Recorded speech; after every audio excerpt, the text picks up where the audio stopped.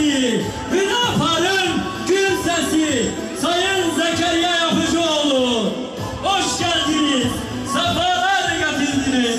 Hüdapar, ferasetsin Hüdapar, hakkı kelam dinlersin, yükselersin Hüdapar, cesaretsin Hüdapar. Aç kalmaya razıyız ama memleketin yangın yerine dönmesine razı değiliz diyen tek lider, Hürdavan'ın hür lideri, Genel Başkanı Sayın Zekeriya Yapıcıoğlu.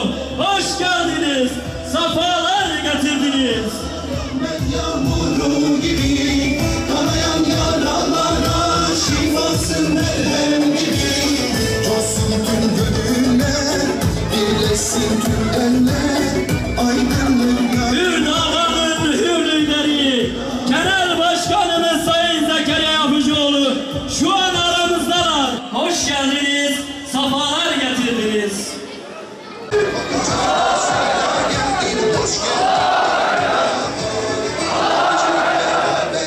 Bakınız çok değil. Bundan sadece 12 yıl önce, 2005 yılının sonunda, 31 Aralık 2005 tarihi itibariyle bütün Türkiye'de cezaevlerinde bulunan insanların sayısı 55.870. Bunlar Adalet Bakanlığı'nın resmi rakamları. 2017 yılının Kasım ayı itibariyle bu sayı 228.993 kişiye çıkmış. Yani yuvarlak hesap buna 2029 bin diyelim. 12 yılda cezaevlerinde bulunan insanların sayısı 4 kattan fazla artmış.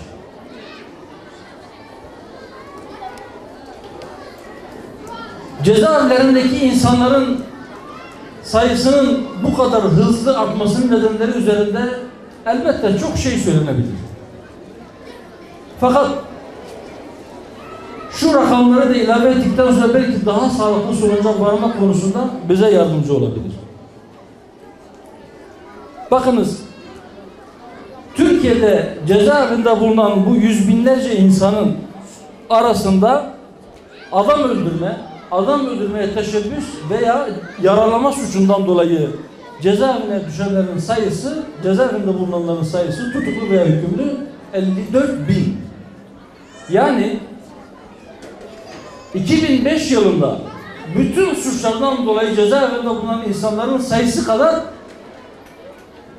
insan öldürme, yaralama veya öldürmeye teşebbüs suçu işlemiş Türkiye'de. Sadece dolandırıcılık, hırsızlık, sahtecilik, yağma ve gasp gibi mala karşı işlenen suçlardan dolayı cezaevinde bulunan insanların sayısı bunlar 2016 itibariyle 80.234 kişi. Peki sayılar bu kadar hızlı yükseliyorsa, bu kadar çok sayıda insan içeride varsa niçin biz bu duruma geldik? Malumunuz özellikle son dönemde çocuk istismarı ve benzeri suçlarla ilgili olarak hararetli bir tartışma Türkiye'de yürüyor. Cezaları arttıralım diye.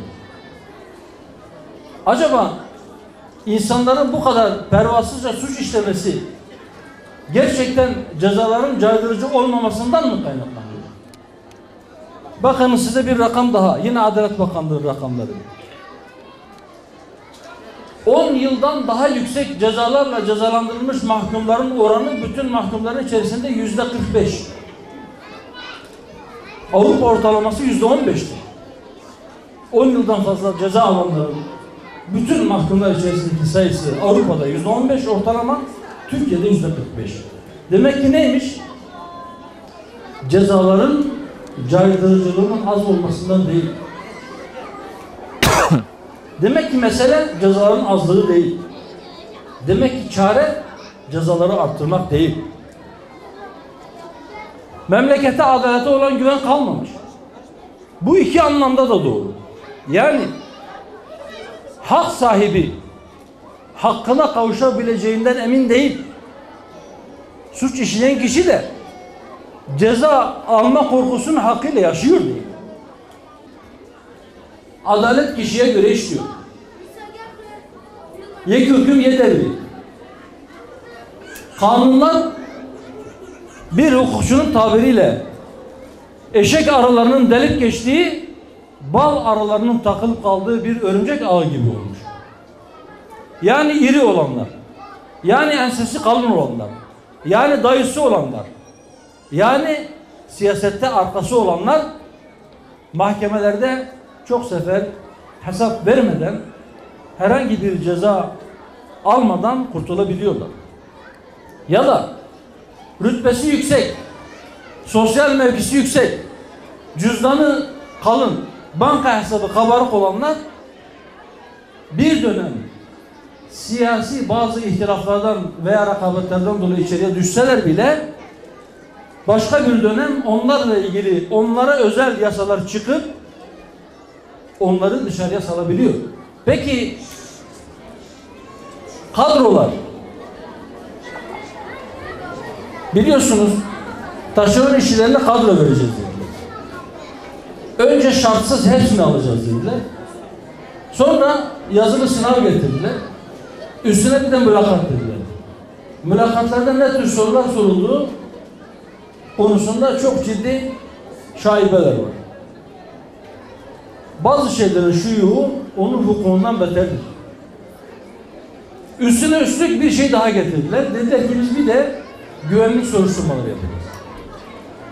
Bu güvenlik soruşturmaları neye göre yaptılar? 28 Şubat zihniyetinin ve FETÖ zihniyetinin oluşturmuş olduğu devletin hafızasına baktılar. Devletin o gün yazılan belgelerinde bu kişiyle ilgili veya babasıyla, annesiyle, abisiyle, amcasıyla ilgili bir şey varsa o kişiyi elediler. Sen mahzurlu adamsın, sen tehlikelisin, sen bu kadrolara yerleşemezsin dediler. Senin ekmek yemeye de hakkın yok dediler. Vergi yükü eşit, adil dağılıyor mu? Şeker fabrikaları kapatılıyor, zarar ediyor diye. Birkaç 10 milyon zarardan dolayı şeker fabrikaları şu anda satılığa çıktı. Şu geçtiğimiz birkaç sene içerisinde Türkiye'de sadece 10 milyonlarca lira bonservis bedeli ödeyerek sporcu transfer eden spor kulüplerinin silinen vergi borcu, hatta bu kulüplerden sadece bir tanesinin silinen borcu bütün o zararları karşılamaya yeter. Ama sıra garibe gelince, sıra asgari ücretli gelince vergi yükü olursa. Şimdi vergi yükünü biz sabitleyeceğiz, sırtındaki vergi yükünü hafifleteceğiz diye hükümet bazı çalışmalar başlattı. O yükü hafifletecek her çalışma değerlidir. Biz teşekkür ederiz. Biz yıllardır bu konuda çağrı yapıyoruz. Nedir o? 2012 yılında şu anda mecliste grubu bulunan partiler o gün de meclisteki partilerdi.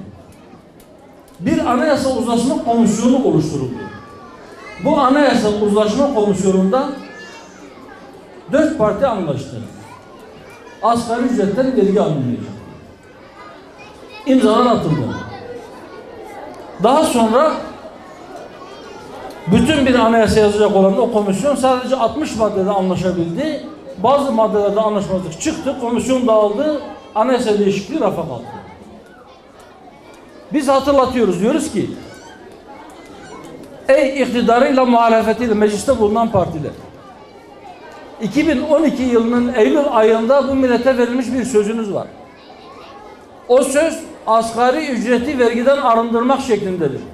Bu sözünüzü yerine getirin. Yerine getirene kadar biz bunu size hatırlatacağız. Gittiğimiz her yerde sizin yüzünüze vuracağız. Ve millete de diyoruz ki size söz verdikleri halde sözlerini yerine getirmeyen bu partilerin cezalarını kesin. Evet, biz ümitsiz değiliz. Biz üstadımızın Risale-i Nur'larının rahli tedrisinden geçmişiz. Şartlar bugünkünden çok daha kötü iken üstadımız bize ümit var olunuz. Şu istikbal inkılabatı içerisinde en gürsada İslam'ın sadası olacaktır. Tekbir! Tekbir! Tekbir! O gür sada çıktığında mutlak adalet gelecektir. O gür sada her tarafta yankı bulduğunda mazlumlar kurtuluşa erecektir. Hak hakim olduğunda batıl zahir olacaktır ve hak batılın tepesine geçecektir. Bizim buna inancımız tamdır. Eğer bugün gelmiyorsa mutlak surette daha çok çalışmamız gerektiğini bu durum bize ihtar etmektedir.